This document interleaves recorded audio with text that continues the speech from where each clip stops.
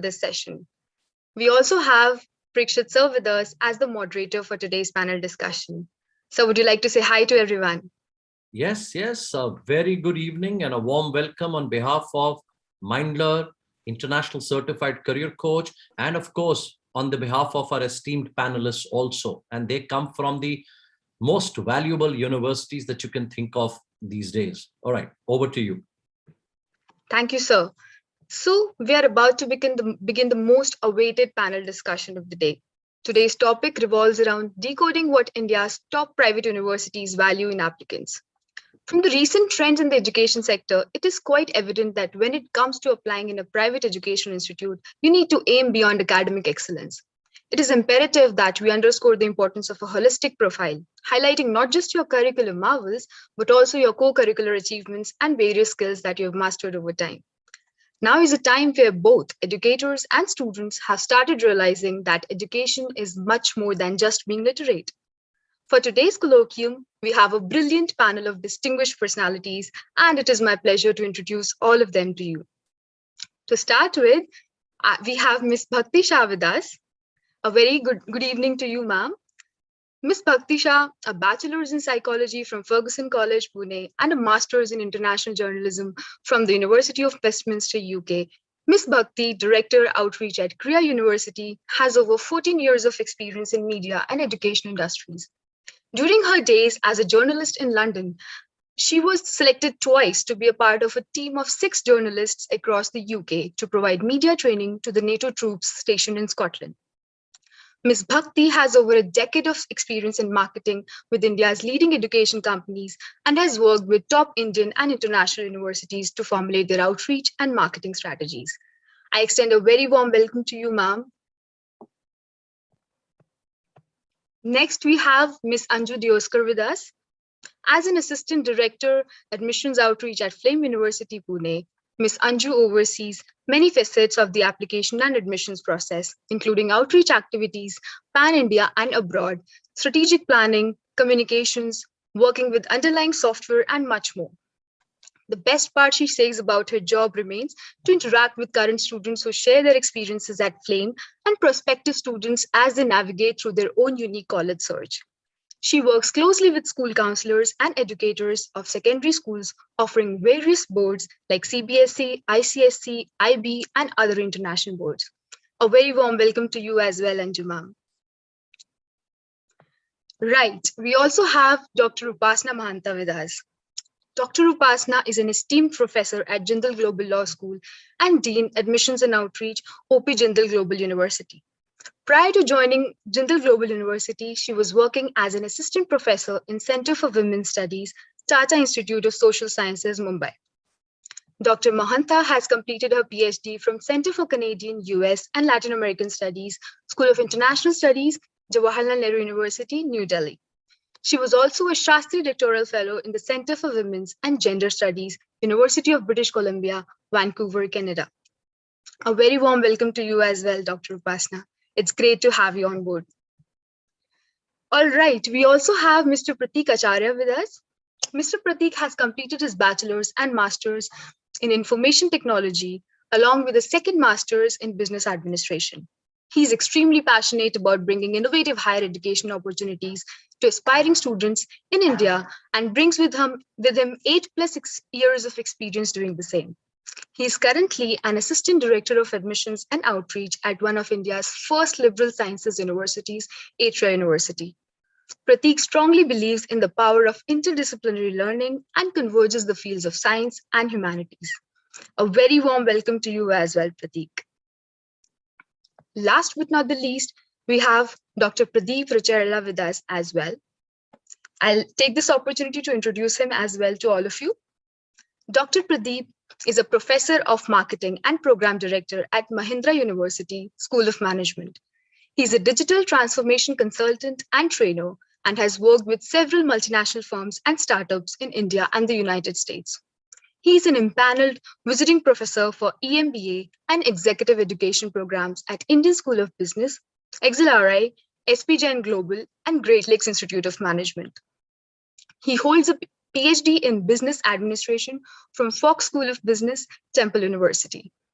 Mr. Pradeep has driven several consulting and research projects and advised senior management with prestigious organizations such as Pepsi India, Nestle, Opera, TripAdvisor, Lockheed Martin, etc. Without any further ado, I also welcome you as well, Dr. Prateek. And now I would like to call upon Mr. Parikshit to kickstart the most awaited panel discussion of the day. Thank you. Thank you, Gunjan. And I once again welcome Bhakti, Upasana, Anju, Prateek, and of course, Pradeep here. We will, dear participants, let's understand that I know there are a lot of educators here who are listening to us. This is going to be a very interesting discussion here where we are talking to the people who make the most critical decisions as far as admissions are concerned. I know that there is a separate academic team within the university, right? But we are listening to this straight from the people who call the shots as far as those universities are concerned. And there's no one better to guide us on what is the kind of eligibility and selection system at these very well-known universities. So without wasting any more time, I'm straight away going to ask my panelists to share their views first before we ask more questions, right? Upasana, let's start with you. And I'm going to come to each one of you to share your opening remarks, please. Can you tell me something? Can you decode what do you value in applicants at your university? And I would like to request each one of you to tell us in a very short thing about decode your selection system, please. Thank you. Thank you so much, Parikshit, for this opportunity to be able to speak and also to be able to have this platform where we can all interact with fellow educators. So thank you very much for this opportunity. I would keep it brief, but to put it in a very, very straightforward and to put it in a nutshell, what we focus on, and particularly at Jindal Global University, is a holistic admission procedure. What we want to look at is we do not want to define a candidate or his or her achievement based on the percentage of marks that one has achieved at a board examination. While that has been the craze so far. What we want to focus on is to be able to understand the passion of the student, what he or she wants to do or pursue, why he or she would like to pursue the course that he or she has applied for. These are the key things that we want to look at.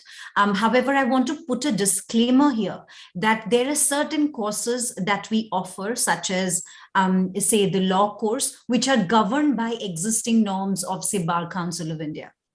So there are certain kinds of courses where one has to go by the existing norms in terms of LSAT, in terms of certain scores that are required, say, for the art and architecture courses.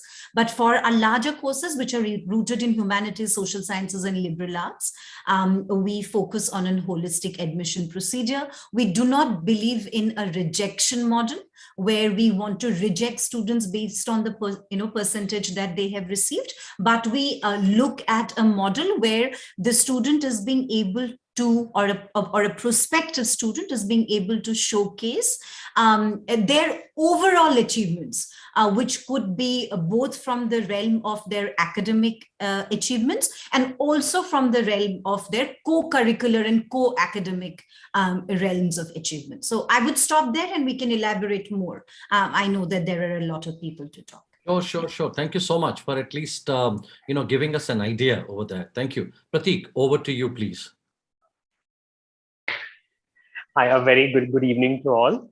Well, at ATRA University, one thing that we have identified is the truth that all the students, right, that are studying, they can do it either for starting their own business or working for someone, right? But today we have to identify as universities what exactly is there in need of the market, right? And the market today requires problem solvers.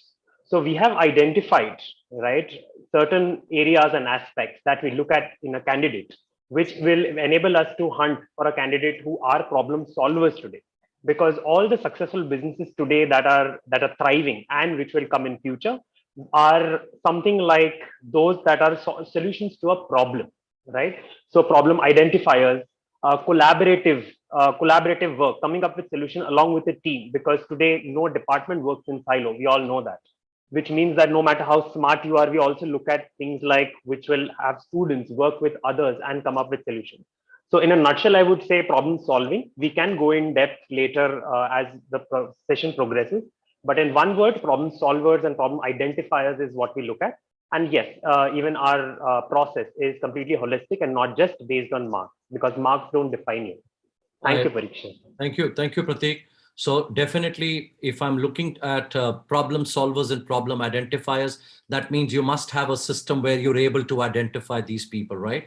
Okay, great. Anju, could you kind of give us a short this thing on your decoding? So at Flame University, because of the programs that are offering a very, very vast variety of course choices for the students, and the program demands that every student that comes to the university is not coming with a pre-mindset of that, hey, I have to do this, but open mind. Yes, we appreciate that the student has identified what they want to do, and it's always better that people have made their preferences or choices. But the very nature of the university is where we are putting a lot of emphasis on students coming and exploring before they kind of dive deeper into their specialization areas. So we are looking at people who are, curious, and they're open to explore and, find new opportunities, are good, learners in true sense. We're also looking at students who are well-rounded, they're inquiring in nature, imaginative, expressive, are expressive, and we don't want it no other way, honestly. And the selection process is also such where certain emphasis is given on the academic achievement of student, but that's not it. So we're looking at students, other skills, and the application does ask for a lot of other information when we're looking at every prospective student.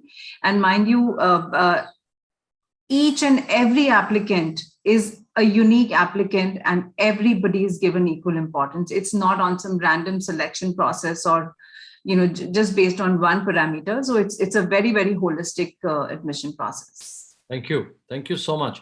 Pradeep, I'm coming to you here. If you could kind of throw some light on your selection system. Okay. Academic performance does matter because every batch has its baseline. So we don't want people who flame out in the classroom, right? And every university has its standards, the kind of professors who come and teach. And because of all those, there always has to be a baseline academic performance. Now, what is that baseline keeps changing depending on the batch, the applicant pool, and so on and so forth. But typically for good universities, the delta is pretty minimal. Now, given that there is a baseline, for example, as a professor and a program director, I look for two things. One is the bigger question I'm asking is how likely is the candidate to add value to the program? Right? We want students who can come into the classroom and add value in multiple ways, right? You can call it co-curricular activities. You can call it, extracurricular activities. For example, you could be a very, you may have a decent academic performance, right? Let's say 75% in your 10th or whatnot. But then you are a drummer who has got trained in Trinity College in London. Now, imagine the amount of value that you can add given the experience that you have in that field, and imagine the amount of passion that you bring to the table, when it comes to your interactions with professors and fellow students, right? So you would obviously become an awesome candidate, even though technically you are maybe slightly below par in terms of academic performance in terms of what I look at. So to summarize, there has to be a baseline academic performance below which you don't want to go as a program director. And then you look at the overall personality. Two questions we ask. One is how much value does the student add to the classroom or will bring to the classroom? And the second is what are the aspirations that he or she can fulfill as he or she walks out of the program? Very well said. Thank you so much. Bhakti, Let's understand what are we doing at CREA. Thanks, Prakshit, and great to be here. I think what a university values really depends on the university's own values. So there's no right or wrong. What is great is that now we're having these conversations, which is a very good indicator that universities are actually starting to value more than just mark sheets. At CREA, see, we are founded by stalwarts from different walks of life, right? Like we're talking about academia, research, industry. So one of the first questions and one of the purposes of forming this university was what is missing in the workforce, what is missing in the citizens, and what is missing in the human capital that they are seeing coming out of universities. So there's clearly a gap that was seen by say a Kiran Mazumdar Shaw or a Raghuram Rajan, and they said, okay, so if we were to form our own university, what would we really value? So I can say without a doubt that CREA's admission process is the only one of its kind in the world. And we're very, very proud that it is a pioneering process, and we are really hopeful that a lot more universities adopt it. We've spent as much time devising the admission process as we've done in planning, say, infrastructure and curriculum. So how CREA evaluates students is actually the most critical aspect of what is unique about the university. One, our objective is to create a cohort that is diverse, and we want to be inclusive across all stages. So what that really means is we are focusing on rigorous, merit-driven and holistic process, which does not mean that your academics are not important. And that's what I want to really clarify here, that when we say we don't just look at mark sheets, that doesn't mean academics is not important. Academics is very critical because CREA is very academically rigorous, but we look at a range of your consistency of academics from grades 9 to 12. I'll get into more detail about that later. So yes, it's not a mark sheet, but your academic rigor is very critical. We also value open-mindedness, which is basically the ability to, see, kind of live with views and opinions that are different from your own, and be comfortable with uncertainty. That is a very important thing at CREA. Empathy, collaboration, creativity, and self-awareness that is demonstrated through the process. And our process is created in a way where we are able to look at these aspects of each individual. So I'll stop there for now. Thank you. Thank you so much. I'm going to change track now, and I'm taking the liberty. I'm not going to be a moderator anymore. I am wearing the hat of a student. All right. And now all my questions will be directed at my esteemed panelists. So please bear with me. And I'm wearing that hat. Now assume that I'm an 11th or a 12th class student, right? And my questions are, okay. So if I have the permission, can I start, please? Okay, let's start. My first is, Pradeep, the question to you is, you talked about a baseline academic performance, right? And therefore, my first question is, I am a student, and this question is to all of you. What is baseline academic performance? And when do you start measuring it? I have two questions. What is it? And when do you start? For example, as a student, are you going to go back to my 7th, 8th, 9th class also? So where do you stop? Where do you start? Pradeep, over to you, please. Yeah. So what we mean by baseline academic performance is it changes for every university, because you have to understand it from the university's perspective. There are certain types of professors who are hired by the university. They have certain standards. And, there is an academically rigorous process in terms of how the students graduate, go through classes, and so on and so forth. Now, based on these two, the first question that we ask is the student able to deal with that academic rigor? Okay. And then based on those questions or those kinds of questions, we do arrive at a bare minimum percentage / numbers that, you need to have in your last graduating class, right? We don't go back to 7th grade, 8th grade. We don't care about that, right? As long as you have decent performance in your 10th and 11th and 12th, that's good enough. I'll give you a very interesting data point, and many of you may not believe it. I won't name the institute that did this research, but they dug deep. This is a business school, they analyzed the performance of their graduating classes over the last 10 years. Okay, rigorous academic performance, including so many other aspects. And what they did was, the outcome was that they were looking at is, the salaries that these people are drawing, the kind of growth that these people are getting from their jobs, right? And can you, and these are, by the way, senior, this is a senior MBA program. Can you guess which data point explains their performance in life? More than 12th, it is the 10th grade performance, right? Now, how true is that is a different story. But if you believe in math, that's what it is. So for example, in our case, we do look at 11th and 12th, but we also look at, how well you have done in 10th, because 10th is almost like an inflection point in our life when it comes to certain things. And we do look at those numbers. But yeah, and the second aspect of that is the baseline keeps changing depending on the quality of the applicant pool, right? For example, the bare minimum could be 75% this year. The bare minimum could be 80% next year. That always keeps changing, right? So yeah, we don't go that back far. We just want to understand how you have been consistent in your academics. As long as that is the case, individual years don't matter. Thank you. Thank you so much. Thank you so much. That's comforting. So dear educators, if you're listening to this, Pradeep has been very kind enough. So it could be a 75 or an 80 or a 70, depending upon what is the baseline performance, right? Academic performance. Please keep that in mind. Prateek, over to you. Prateek, tell me something. I'm a student, and supposing I don't even make the baseline academic performance, but I'm a problem solver and I'm a problem identifier, and I have amazing so-called skills or profile. How does your university look at that? So interestingly, the way the admission grading or marking system, we have a point system. So the point system that is being done is every section, we treat it as section. So every section has its own weightage, right? So if at all a student is not very good with their marks, definitely there is some baseline that we look at, as in you should at least be more than 50, because technically if you have that skill, you will be someone who would manage that, right? But depending on boards, our admission team does have certain pointers that they look at. And if at all those pointers don't match up, to make up for it, they can submit they can do well in other sections, right? So there are different sections of projects and the SOPs, and even the part where we show them a video and we ask them to write about it. Now, how descriptively they write about it.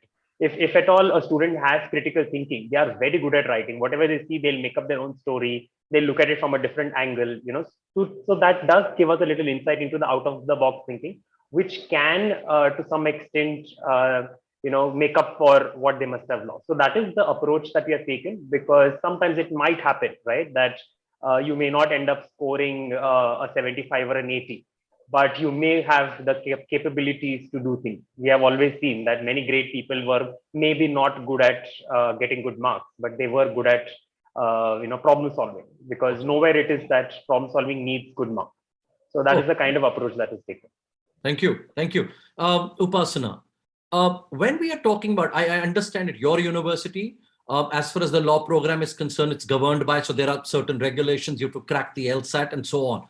But for your other courses, how important is breadth of activities? Because I have seen a lot of my other friends, oh my God, I should be doing this. I should also be doing social service. I should be doing, and suddenly all of us are trying to fill our CV with 20, 30 activities and so on and so forth. Can you throw some light on the breadth of activities, please? Yes, thank you. But I just want to, before I talk about it, Parikshit, I want to say that it goes both ways, right? On the one hand, there is, and I'm not only talking about Jindal, but in general, there is this emphasis on the breadth of activities, as you put it. And if you look at the other side of the spectrum, when a child goes into school, there is this whole focus on overall holistic personality development. I want my child to do dance and perform and do theater and music and debate and extempore. And the moment the child is in class 12, everything else becomes immaterial, and it is that marks that counts. So on the one hand, this emphasis on breadth of activities also must be sort of focused on and talked about. But on the other hand, how everything else which is associated with a particular person's personality development cannot be reduced to 1%. So it's sort of a boat that rocks both ways. That is one. Two, that I think this is a conversation that is not happening anymore only in the context of private universities. I think because of universities many of which are being represented here today, and the conversations that have been driven, NEP, and I'm sure we will talk about it later, we now have Delhi University saying that we want to do an entrance test. And I think that is huge. That is supremely important, the conversation that got initiated as a result of educators like you and many others who have been pushing this kind of a conversation. So that is two. Three, I think we need to unpack the idea of both academics and performance. And some of my co-panelists have already spoken about how academics cannot merely be about a particular subject, and how the student has performed. And performance cannot be only about a certain amount of marks that the student has got. Right. So these are the few things that we can perhaps, sort of pick our brains around sometimes later. But to specifically respond to your question, I think broadly, and the sense that I get by my co-panelist as well, what universities are looking for in students are a willingness to learn and work. Anju spoke about curiosity, and are looking for a kind of personal drive, a passion. By problem solving, I'm sure Pratik is also thinking about some kind of critical thinking, sometimes kind of willingness to not to conform to what is given to you. Okay. Now, there is only this much possibility of ascertaining all of this at the stage of admissions. We also have to be practical about it. Sure. Pradeep spoke about a baseline academic performance. What at Jindal University we have is that the JSAT, which is Jindal Scholastic Aptitude Test, which one needs to qualify in order to go to the next stage of admission process, which is faculty interviews. So JSAT is a multiple choice questions, but it looks at English verbal ability, it looks at logical reasoning, and it looks at quantitative skills. It may differ to program what is given more weightage. Say a psychology program may give one weightage to some aspects of the test, and another program may give to another aspects. And depending on the program that a student is applying to, we also accept, say, CAT scores or SAT scores and so on and so forth. So that's the sort of baseline academic, and of course, successful completion of class 12 from a recognized board and so on.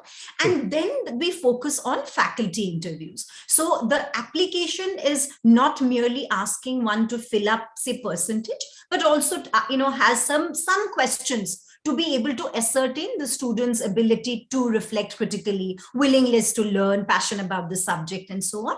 And then the faculty interview happens. I don't want to take much time, so I'm hurrying up. So, and the faculty interview is it's not done in a way where the faculty is asking questions and there is a template of answers that the student should have.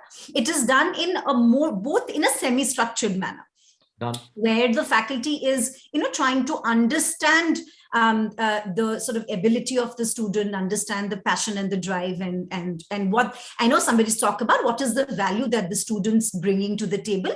But we also focus on what is the value that we can add to the student's life and career. So that has to match, is what we focus on. I'll stop there.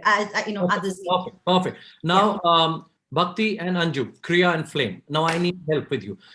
If I'm hearing Pratik and Pradeep and Upasana here, now my direct question again, I'm a student. Statement of purpose, academics, profile, interview, or maybe an aptitude test. Can you help me with, I mean, if it is not known if it's not published data, can you tell me how would you break this? What percentage, what section can have what kind of weightage? Can you tell me as a student, what should I be looking at? Bhakti, let's start with you, then I'm going to go to Anju.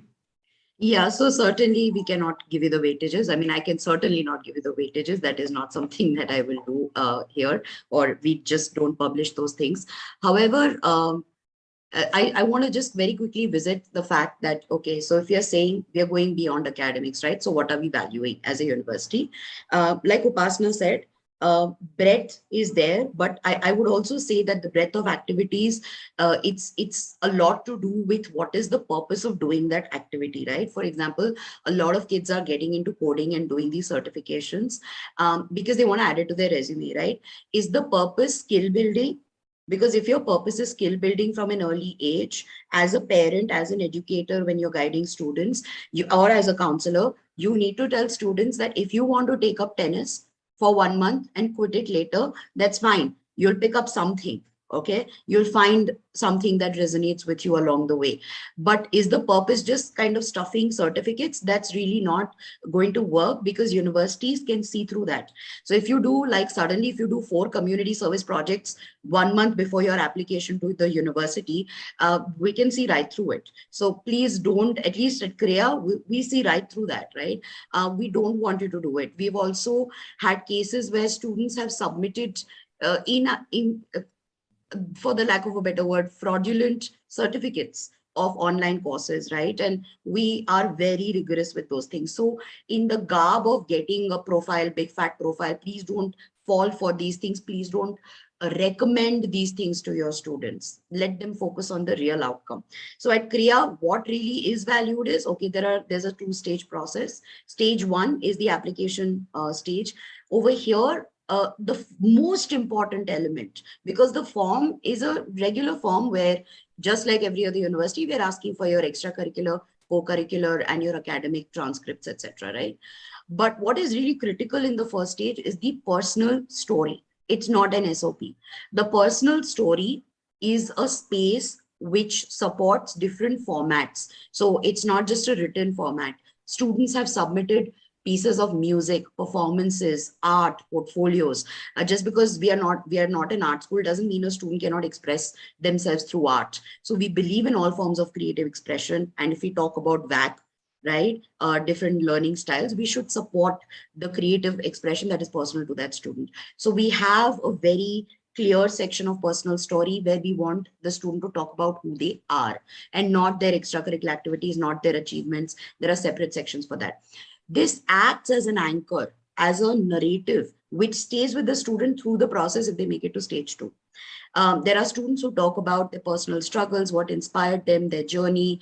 Oh, I did really badly in grade 12. I'm not expecting great marks, whatever it is, right? Or a life-changing incident. And we get some wonderful insights about students from there. Stage 2, if you are shortlisted for the admission from the application process, you get invited for an immersion day. Okay. And this is where most of the skill assessments happen.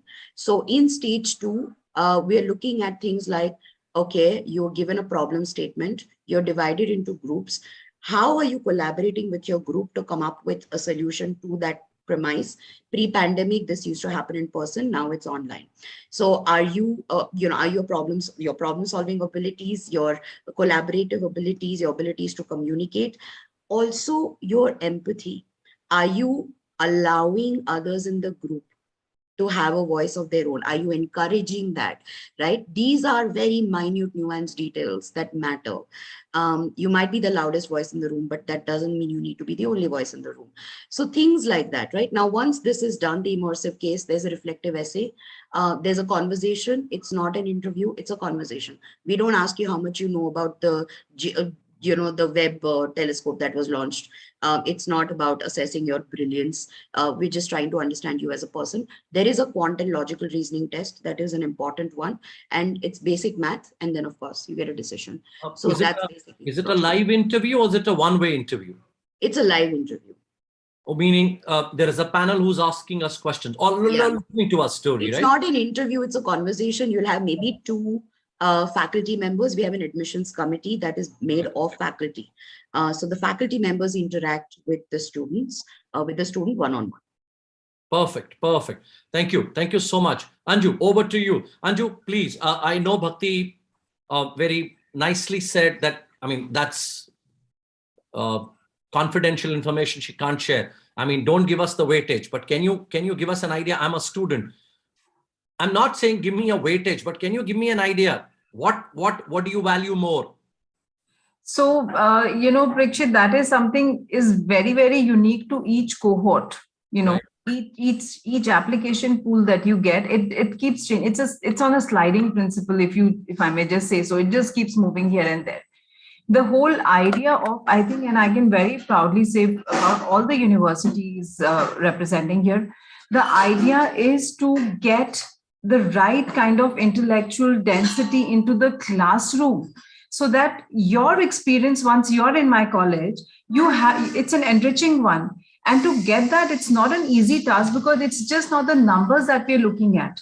We just have an X number, and then you have to sort, and just get the right person. And here I just give this analogy a lot. Often, if I have a soccer field, I'm not looking at a basketball player. I won't do justice to him, and he won't be happy with me. So the idea of the entire selection process is to get the right candidate. It is not an easy task. Each and every single application that comes in is viewed very, very critically. And I just made a note of few things. I'll just wrap up in very quickly. Point one, having a diverse student community, that is university life. If you look at school life, if you're in a day school, you'll have people from the same city, closer locality, similar. You develop some mobbish behaviors. You may laugh at similar jokes. You may laugh at, these kind of things are happening unknowingly. When you step into a university, those are the feathers we need to, just ruffle them to have a different kind of crowd coming in, where they are challenged, whether in their principles, in their thoughts, in their views, in their opinions they have. So to get that sort of a community, we must pick them right. Otherwise, it's not that, we're not going to be happy with us. The students won't be happy with us, because we don't represent that kind of a university. So diversity is very important, because that's also a great way of learning. And, as they say, the environment becomes a third teacher. You learn so much more from your fellow students than maybe as much from a professor. Sorry, Professor Upasana, just a way of saying it. No, absolutely. I agree. Yeah, there's so much. And in fact, today it's about the age of companion learning and companion teaching. Professors are learning from students, and students are learning from them. It's a community that we are building. Right. It definitely plays a role. Now, as a university, through the selection process, now at Flame, we have 30% students on scholarship of various sorts. Now, how do you, again, justify those, and that you're giving it to the right person? So hence, I absolutely second Pradeep's opinion. There has to be certain benchmarking of, your academic cutoffs, or, your previous academic achievement. Ultimately, you're coming to an higher education to study. Your parents, your family members, they're expecting you to come as a transformed person, or as an adult who has a view and opinion now. So these were a few things that I thought. And, Prateek brought a very beautiful point where he was talking about, a candidate with 50%.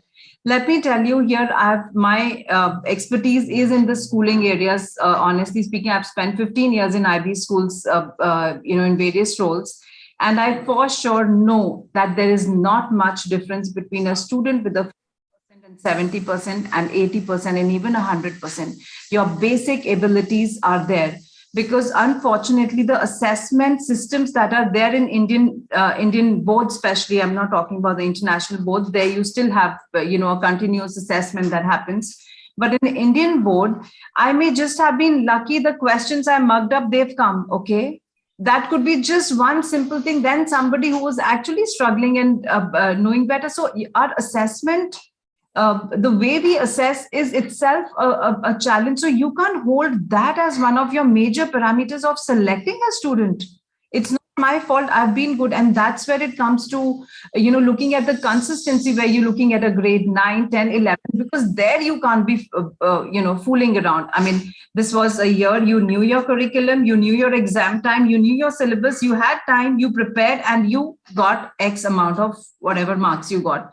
So universities, I think the idea is, end of it, to have the whole process at Flame to be stress-free. I think students the pandemic, the board, the parents, I think the whole family is having board exams right in 10th and 12th, and the environment becomes like this. So this experience is kept absolutely stress-free. And so even the flame entrance aptitude test is pretty much similar to somewhat, how one would just prepare for a SAT or something like on those lines. Yes, Pradeep. Anju, I have a direct question. Okay. And Yes. you have to be as honest as possible. I know, honesty is given. You knew the pre-meeting question, what he did to me. Yes, please. Yeah. So I'm asking you a very direct question. I have not scored well, okay, in last 4 years. And why I'm asking you, I'm a student and I'm worried. Maybe Yes, my 10th class was 60s. Okay, listen to me. Okay. My 10th class was 60s or maybe 70. I improved in 11th. My 12th is much better. I'm in my 80s now. Okay, maybe 85. My question to you is, are you going to say, okay, hold on.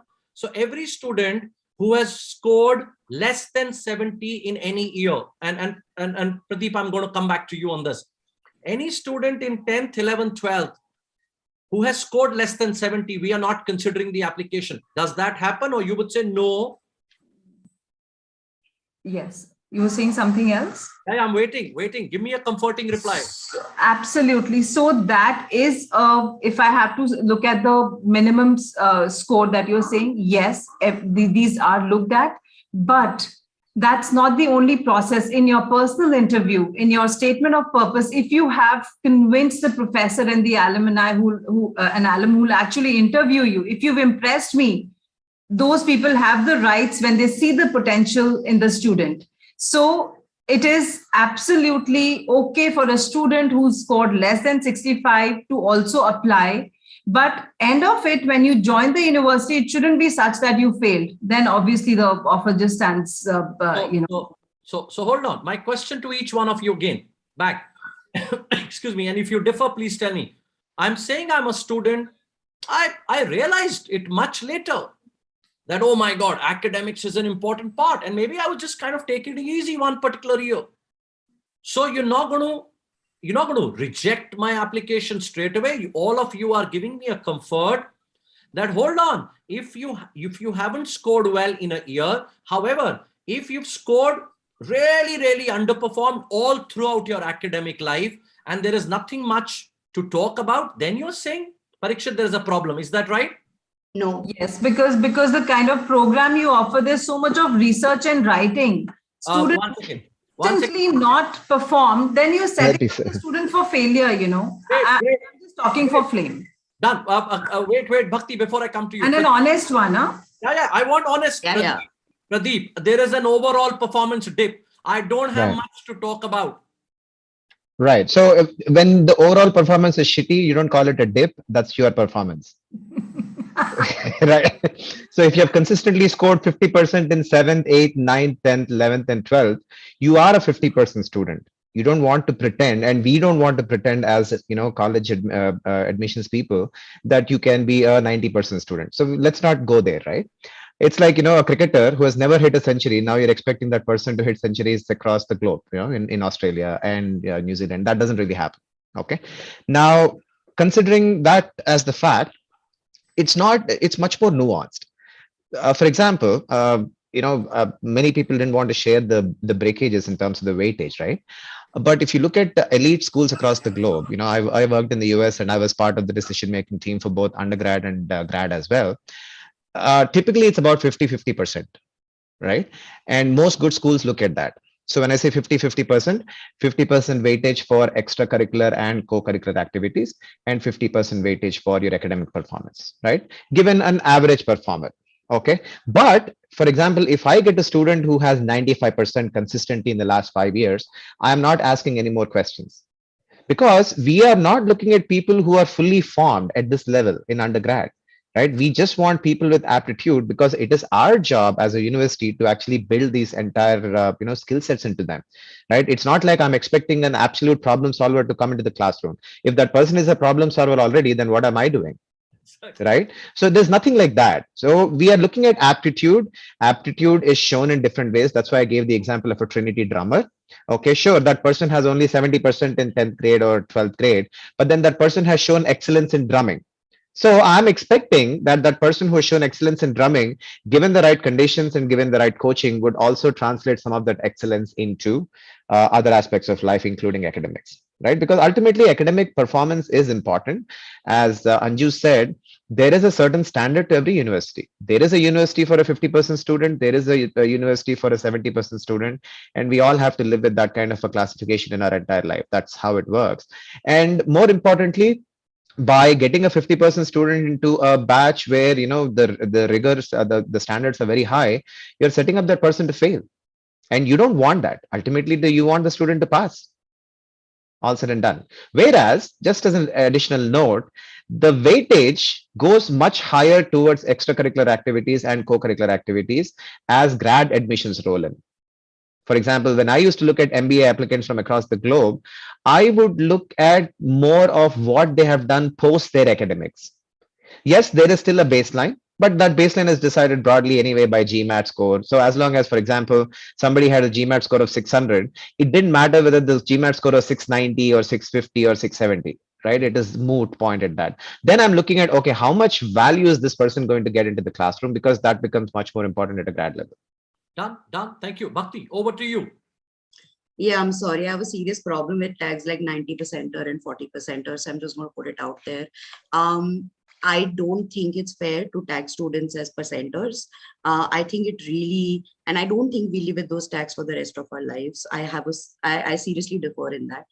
Yes, every university has an academic I think quality that needs to be maintained. But yes, it is difficult to give weightages when you have 18 parameters, and those 18 parameters. So internally, of course, we have weightages, but by publishing those parameters, like Delhi University colleges saying ye hamara cutoff hai, ye hamara cutoff hai, we don't want students to self-evaluate. We don't want principals, counselors, educators to say, oh, you're never going to make it to Kriya, you don't even try. We don't want that, because there is a context that is built into our admission process. So for us, I mean, I'm only talking about Kriya.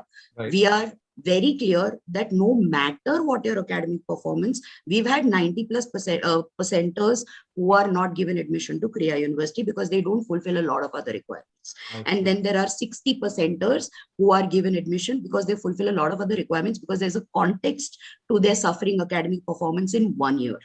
Right, or over a period of 2 years. Especially in the world that we live in, we cannot look at students without context. But that again depends on the university. Like I said, it depends on the university. It depends if you're looking at taking in thousands and thousands of students. You can't. It's not a scalable model, right? But if you're a university which has a relatively smaller intake that is looking at a controlled cohort, then it is very doable. So for us at Kriya, we are very clear. We are not scaling into 5,000 students in undergrad, not interested, not going there. So we are very clear about the cohort sizes we have, and therefore we are able to implement a very curated process with context. So I would actually tell all the counselors here that I can speak for Kriya that please don't self-evaluate students whether they can apply or not apply. It is not your decision. It is the admissions committee, and the admissions committee has very unique things that they look at. So lovely. I'll just pause there. Lovely.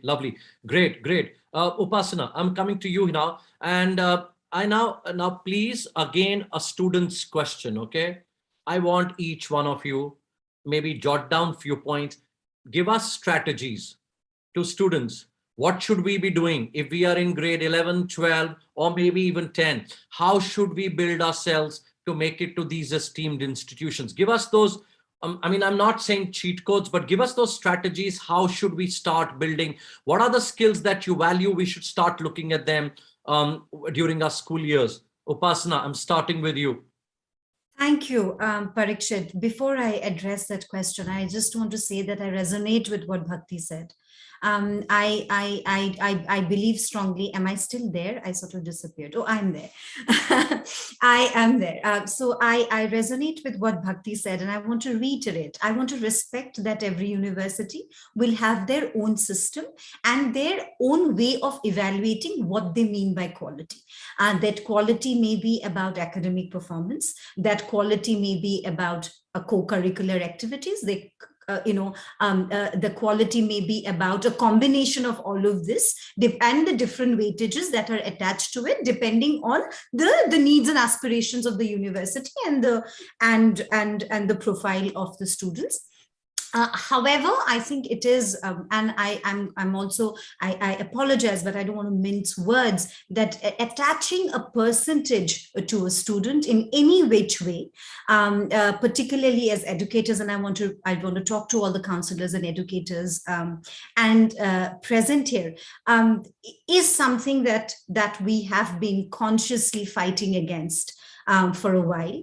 That one's self-worth be defined by that. And I think the idea that it is called self-worth is that the definition is your prerogative.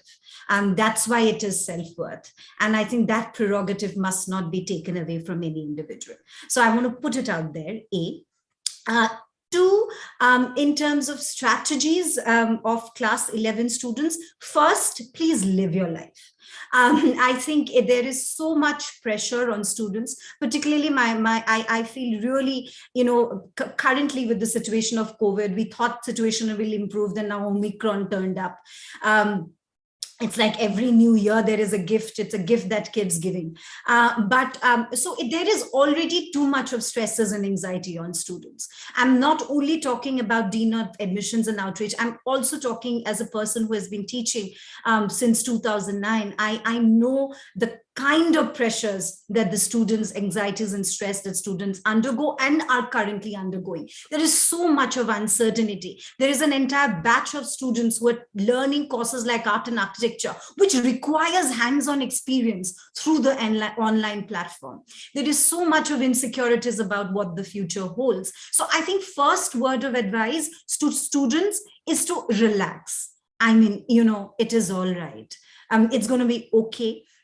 And I think that as educators and counselors, we should all tell students to not take an added stress and focus. See, I don't want to sound idealistic, or I don't want to sound like, I'm talking about things which is like a self-help guru or something, but I really do mean it, that if one, and if you do what you love, if you are ignited by things, if you're curious, as Anju said, if you have, if we as teachers, as educators, as counselors, encourage our students to ask questions, if we encourage our students to be themselves, if we tell them that, write if you feel like, even if it is not the best piece of creative writing in the world, dabble with things. Do not be, I think my only strategy I will say is that do not be disempowered by the fear of failure. There is so much fear of failure. What if I do this and I fail? What if I'm doing this and it doesn't work out? And I think, and that sort of, completely, all of us have been students, and so many things that we did not do because, we were often told, oh, you want to do this, but if you fail, you see what happens to you. So I think, first of all, to move away from that sense of fear of failure. Enjoy what you do. There is some subjects you will love. There is some subjects you would not. Focus on the ones you love. Know that the ones you do not love, you have to do anyways. My only strategy will be, as Bhakti said, now don't do 3 community engagements just before applications because we want it to look good. As Pradeep said, we do not want candidates to come in who are problem solvers, who are critical thinkers, who can write beautifully. Then what will we do? What is higher education institutions about? What is our contribution to their life? Done. Right? Done. So I think my advice, to cut a long story short, is, be at the present moment. Of course, have a vision and goal for the future, but don't let your present be defined by it. Thank you. Thank you. Anju, what strategies would you like to talk about? So first of all, at Flame University, every single application or inquiry that comes, we handhold and guide them. There is no person from outside of my college who's advising those students. And we've been very, very honest, and there have been so many cases where they really want to join the university, but we do see with our experience that this may not be the case that the student may get. You also advise them, please do not put all the eggs in one basket, apply elsewhere, and suggest them, because the education is not only, education is everywhere. Like, you have to kind of be able to guide people correctly. That's one part. The second thing is, if the student has not really performed consistently, all that student has to do, and somebody was asking in the chat box somewhere that, somebody who's been really a low performer, please tell me, what were you doing what were you good at? Tell me that part. If you've not been able to, excel in your academics, what were you doing? You have to have something that you're good at, be it, maybe you're a YouTuber, maybe you're a player, you're a dancer, you maybe not formal training, but you have 100 performances, stage performances. You've not trained anywhere because you can't afford it, but you've done it. So tell us something, and these chances are given. That is the beauty of the selection process. And that's why if you check onto the website, the eligibility is past your grade 12. There's no cutoff. I mean, this is an equal opportunity, right to every education, right to education for everyone. But I also understand, and while somebody may want to accept or not accept, but please, to everybody who's listening, this is the world we are living in. These are the university. These are the systems. Please do not let your guards down on your academic performance, even if it means that you have to do a little bit of extra thing, because the world is like that. If I have just Chinese restaurant on, there's no other Indian food, I have to have Chinese. I have no other choice because I have to survive. So you have to be a little practical in just having the way the things are. While in principle, I was never a good student. I was the backbencher, but I was very good in sports. And thank God to my parents who never put that pressure. Otherwise, I would have been insane. I mean, pressure from school, you would have just lost it somewhere. So there was still confidence because you were playing, you were doing something else. So please let children do things what they're doing, but at the same time, guide them, advise them that this is the world is, what do you want? And start that little early, right from grade 8. If I can add to what Anju, you said, supposing you've not been a great performer, okay? When I say performer, meaning in terms of yes, right? Yes. And dear educators, if a student comes to you and says, so you ask, what were you doing? And he or she says, listen, I was busy doing 2 things, video games, and ask me anything about Netflix, I'll be able to tell you. Now that's not a medal on your CV, okay, that you watched. I mean, I get students who ask me, Parikshit, what do I do? I'm like, what do you do? There is no content, meaning I watched everything on Netflix last 3 years. Then I'll give you a very real example. A student, and this is a professor quoted this, student, brilliant communication skills, but marks there were no marks. And the student confided, even watching movies, he's a movie buff. And of course, we had a program to suit, and the kid was really smart, but I don't kind of, in principle, advise, because that may not be your forte.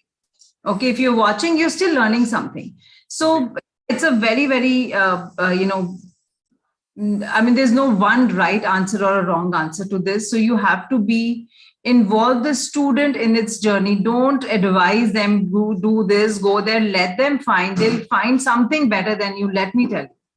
Thank you. Thank you so much. One quick question, just one word answer from all of you before I go to Bhakti and Pratik here. There is a question here. If supposing, how many reattempts do each of the universities allow if they don't make the cut on the first selection criteria? Bhakti. Explain twice. Sorry. Bhakti, clear? You can't reapply in that year. So if I'm rejected, then I can't come back in the same year. In the same year, you can. Upasana. To go forward, you have to give the SAT scores or do the JSET. JSET, we allow 3 attempts. If you do not clear, you cannot apply. Right. Pradeep, how many attempts in the same year? Oh, same year, I think 2. 2. Pradeep, same year, how many attempts? No reapplication, only 1. for that year. Oh, okay, okay. One next, before I go to Bhakti and Pratik, another question to all of you. I have so I'm just kind of quickly summarizing before I go further. It's like you are saying very basic baseline performance. However, there are so many other things that all of you are looking at. So if I miss out on one, but I catch up on the other, I have a chance at these esteemed, good institutions. Great. That's very comforting because you're looking at so many other criteria. And you're also saying, I heard that in case you've slipped somewhere and the performance is not up to the mark, if you're able to showcase what happened, what were you busy doing, and there is something else that you have on your sleeve, great. Now, my next question is, what if I was a science student and I wanted to write all the entrance exams, and then I later on realized that's not my cup of tea, or I never wanted to because of whatever. I want to quickly change my stream and move to a completely different coursework. Number one. Number two, there's a gap year. Do I start at a disadvantage? Am I at a disadvantage, or there is still a possibility of with all your institutions? Yeah, no Not a disadvantage at all. No disadvantage. No disadvantage. Very No comforting. disadvantage. I see advantages rather. Yeah. Wow. Very comforting. As a student, I'm feeling good. So I'm going to now watch 3 hours of Netflix today. I mean, that was a joke. That was a joke. I just did yesterday. Bhakti, over to you now, and then Pratik, please. And then again, I'm going to go to Pradeep. Last comments on strategies for students. I'm a student. What would you suggest? Yeah, I mean, look, every university, even liberal arts universities here in this room, have distinctions, right, in how they evaluate and assess, and their own principles and values. When we say we don't want to tag students as X percenters, we don't mean that academics is not important. I really want to clarify, because I said that in my opening comments also.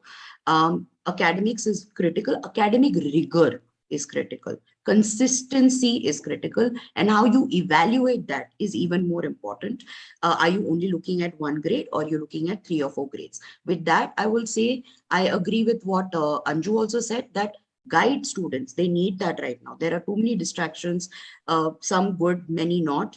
And I think there has to be a balance. So if you're, say, for example, counselors are talking to students in grade 9 or 8, the first step is in evaluating a student's existing aptitude, interest, and personality, understanding where their interests lie, what their personality is like. That's always the first step in any career guidance approach.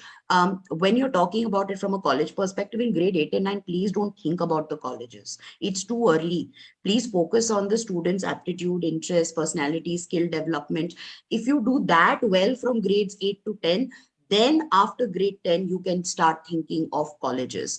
Strategies, please don't over prepare. We've heard of now training institutes that are training students to get into Kriya, Flame, Ashoka, Jindal. And I mean, Anju, I'm going to send you some of those links, but they actually have packages, liberal arts packages, right?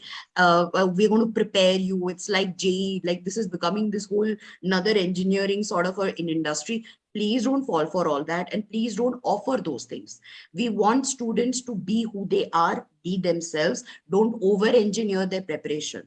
Okay? Please don't over-engineer their preparation. Let them be aware, be alert of what's happening in the world around them, but let them give due time to the applications that they're filling out for a university. Please don't hurry students in submitting an application in 3 hours, 4 hours, 1 day. It doesn't work like that. Let them think about what they are submitting. If your grades 8 to 10 journey has been well planned, okay, you are well exposed, you've developed skills, you've done a bunch of things, then in grades 11 and 12, think about your stream. And then in grade 12, please think about your college. All right. It's only that. That's I have so many other things to say, but I know, and we will be back with them. I know. I'm only in Pratik, and then I'm moving to Pratik. Quickly sum it up, please. Yeah. So strategy for students, I completely agree with what Bhakti said. Academic rigor is important. Here, this just happened last week. A student told me that your marks are not important, you say. So can I drop out of school? and then I said, no, you can't drop out of school because you have to finish 12th, right? You have to learn. And then he says, he sent me a link of an article from Elon Musk who says, I don't need degrees to hire. So I was like, wow, this is a smart kid. He literally like caught me there. But staying in school is very important because learning is important. What we mean is that, at least at ITRA, is that if at all, marks on, if at all you can't score, there should be other things. And my personal advice to, I think, applying any colleges would be work on a portfolio, irrespective of which background you're from. Education industry, I started from a design college, so I know what a portfolio can do. So when I say a portfolio means every college, I'm sure, has a one-on-one interview wherein whatever your interests are, academic, non-academic, whatever projects you have done, you can beautifully, put it together, right? To showcase that whatever your passion is, you have done something to nurture it. I think that is what technically every university would value to see, right? So yeah, that's my closing comment. I think all the other points Thank you. Thank you has so been much. covered. Pradeep, quick word from you on anything you would like students to do, during their formative years. Right. So universities are essentially looking for aptitude. Whether you show that in academics or you show that in a sport or you show that in music is a completely different choice depending on the university. That's it, right? So if you look at it from that perspective, I agree with one of the panelists who said don't over-engineer. It's a simple thing. My advice always has been, as you are studying in your school, just try and do one more thing. If you love climbing mountains, climb 10 mountains. If you love learning music, learn something for 1 year and showcase that in terms of a video, for example. If you love writing, write 10 poems. That's not too hard if you really love writing. As long as you're able to demonstrate that you're not just a unitary or unidimensional person, there is just one more thing on your resume, which is showcasing to the prospective university that, hey, you know what, I have a different side as well. I think you are golden with, I would say, 98% of the universities across the globe. If you wanted to get into Harvard or MIT, then it's a different story. Nobody knows how to get into Harvard and MIT. But if you forget those kinds of universities, you're essentially looking at most universities who are looking at this particular aspect. So that's why I was giving the weightage, right? If you forget all the minor details in terms of multiple columns in Excel sheet in terms of how I evaluate a candidate, the story is simple. 50% weightage for academics, 50% weightage for extracurricular or co-curricular activities. As long as you're ticking off these two, you're golden for 98%. Thank you. Thank you so much. Upasana, I have last. Okay, thank you so much, because we're really running this thing behind schedule. Upasana, one thing, I see this question that's come in so many times. I am somebody who does not have financial wherewithal. I don't have the gift of maybe a marginalized section, disadvantage. I mean, whatever words we may call, I don't have it in me to make such a brilliant profile. Okay, what do I do? Quick tip, please. You muted. I have just unmuted. I'm sorry. Could you kindly repeat the question? I lost you there in between. I come from a place or from a family where I do not have the financial wherewithal. That there's so many things that we're talking about, building an amazing portfolio profile and so on. Quickly tell me, what can I do? I think two things. I mean, I can speak about on behalf of Jindal University. We offer merit cum means scholarship. So where one is not looking at only merit, but also means. And so again, it will differ from program to program, and therefore the personal interviews with faculty become very important, where this is assessed as to whether, so what we do once a student is taken in from, say, a marginalized background, the student has come in on a scholarship, or a student who has not had the kind of exposure that he or she would have had given some kind of resources and means, then we have a system of, say, remedial classes. We have a system of mentor-mentee programs with faculty, so that the student, once the student has come into our institution, is hand-holded, not only in terms of their academic and co-curricular performances and possibilities, but also in terms of offering them a holistic career service and guidance. So two levels, one at the level of entry, and the other is once the student has entered, the support that is given to help that student catch up. Thank you. Thank you. Bhakti, last question, and you have to be like 30 seconds. And I don't even have a profile to even apply. I I mean, I've been at a disadvantage. I don't even have it. Yeah. Will you consider that? Yeah, we get a lot of first generation learners who apply to Korea, and that's where I think the son of a rickshaw puller from a small town in Kerala, of course they are not going to have a profile, and that context is very clear in the application, and that is something that is taken into consideration. 40% of a cohort every year study is some kind of first generation or disadvantaged backgrounds, right? So of course they're not going to have the same exposure as a BD Somani or a Dhirubhai or a student from any of these schools, and we are very clear about it. So yes, they can apply, and like Upasana said, every university over here at least will have some kind of a bridge program and some way to bring them up to speed with other kind of skill development. So that is not a disadvantage. Thank you so much. And Anju had to disconnect because of some internet issue, and she wanted me to read a message from Flame. We want you as much as you want us, so do not have any inhibitions to apply. Thank you. Thank you so much, Upasana. That happened by mistake. I didn't raise my hand. You can end it. Prateek, thank you so much. And I hope, dear participants, educators, that you've also enjoyed listening to each one of them. And let me assure you, our students are already studying at these well-known universities. India is changing. Education system is changing. Though we have a lot of work to do before we hang up boots, but at least things are changing. Thank you so much. Thank you. Thank you. And thank you for all of you who have joined us and writing wonderful comments. Really, thank you very much. Thank you so much. Thank you. Thank you to all the Bye, panelists for thank you. taking our time for all of us. It was a wonderful session. I enjoyed every bit of it. Thank you so much. Thank you to the participants as well. Thank you, Parikshit sir, for moderating it so well. All the questions, everything, it was so encouraging. Thank you. And for the participants, we know that you are exhausted now, had a long day of so many enriching sessions. Take rest, but geared up for the next sessions tomorrow morning. Make sure you join in on time at 8:45. Thank you so much, sir. Thank you, everyone. Have a very good evening.